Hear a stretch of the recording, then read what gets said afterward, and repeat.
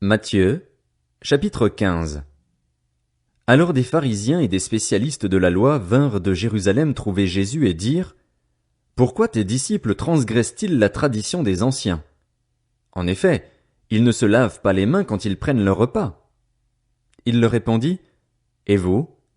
Pourquoi transgressez-vous le commandement de Dieu au profit de votre tradition?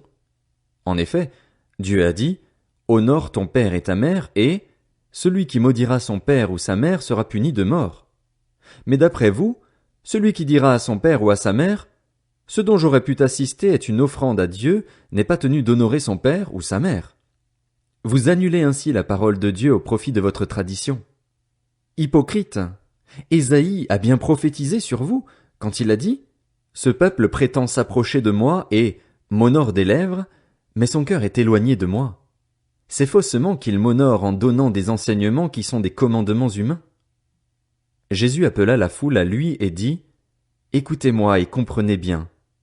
Ce n'est pas ce qui entre dans la bouche qui rend l'homme impur, mais ce qui sort de la bouche. Voilà ce qui rend l'homme impur. Alors ses disciples s'approchèrent et lui dirent: Sais-tu que les pharisiens ont été scandalisés d'entendre ces paroles? Il répondit: Toute plante que n'a pas plantée mon Père céleste sera déracinée. Laissez-les. Ce sont des aveugles qui conduisent des aveugles. Si un aveugle conduit un aveugle, ils tomberont tous les deux dans un fossé. Pierre prit la parole et lui dit: Explique-nous cette parabole. Jésus dit: Vous aussi, vous êtes encore sans intelligence? Ne comprenez-vous pas encore que tout ce qui entre dans la bouche va dans le ventre, puis est évacué dans les toilettes? Mais ce qui sort de la bouche vient du cœur, et c'est ce qui rend l'homme impur. En effet, c'est du cœur que viennent les mauvaises pensées, les meurtres, les adultères, l'immoralité sexuelle, les vols, les faux témoignages, les calomnies. Voilà ce qui rend l'homme impur. Mais manger sans s'être lavé les mains, cela ne rend pas l'homme impur. Et Jésus partit de là et se retira dans le territoire de Tyr et de Sidon. Alors une femme cananéenne qui venait de cette région lui cria: Aie pitié de moi, Seigneur, fils de David! Ma fille est cruellement tourmentée par un démon. Il ne lui répondit pas un mot. Ses disciples s'approchèrent et lui demandèrent: Renvoie-la, car elle crie derrière nous.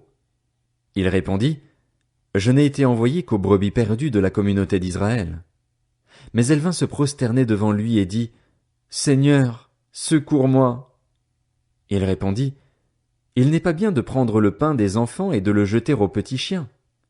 Oui, Seigneur, dit-elle, mais les petits chiens mangent les miettes qui tombent de la table de leur maître.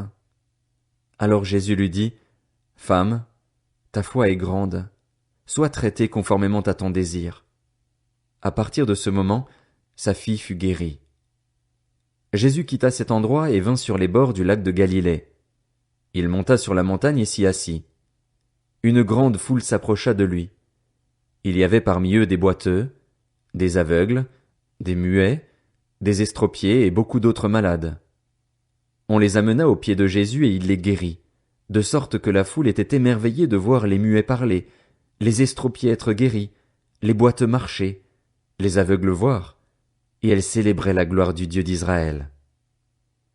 Jésus appela ses disciples et leur dit: Je suis rempli de compassion pour cette foule, car voilà 3 jours qu'ils sont près de moi et ils n'ont rien à manger. Je ne veux pas les renvoyer à jeun, de peur que les forces ne leur manquent en chemin. Les disciples lui dirent: Comment nous procurer dans cet endroit désert assez de pain pour rassasier une si grande foule? Jésus leur demanda: Combien avez-vous de pain? 7, répondirent-ils, et quelques petits poissons.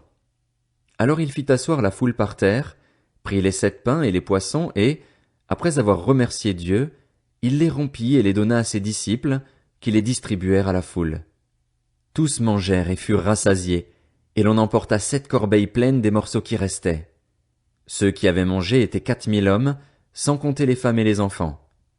Ensuite, il renvoya la foule, monta dans la barque et se rendit dans la région de Magdala.